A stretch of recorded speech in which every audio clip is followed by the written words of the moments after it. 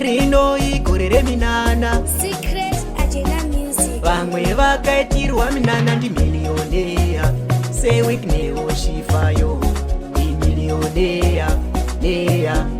Makorokoto Dorcas moyo wekwa moyo naja presa mukudzeyi Mwari mukudzeyi. Yakufifa pamwe chauya mangwana. Usanzwa godoba usagodoka. Feveka nzinouya naMwari kwetenge munhu saka Mwari anogara munhu.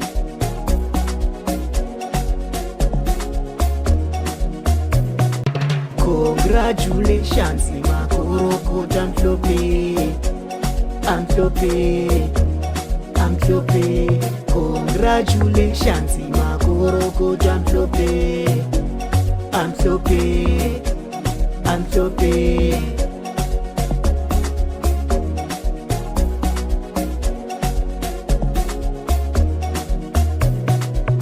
Kune muoko watapudza kazvidzoserwe neukurumidza zvawanda. Rino igore reminana. Vamwe vakaitirwa minana ndi milioneya. Seweek Neo Shifayo imilioneya neya.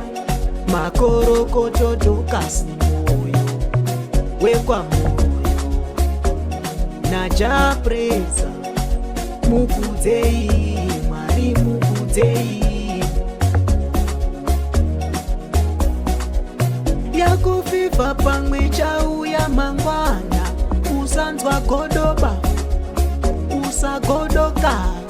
Feveka nzinouya naMwari kwetenge munhu saka Mwari anogara munhu.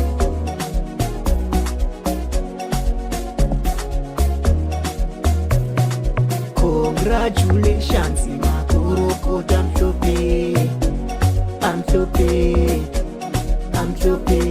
Congratulations makorokota mhlope amhlope amhlope.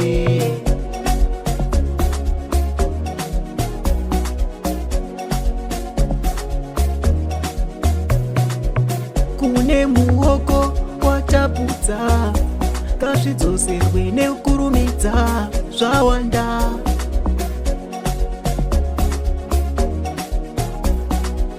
Rino igore reminana.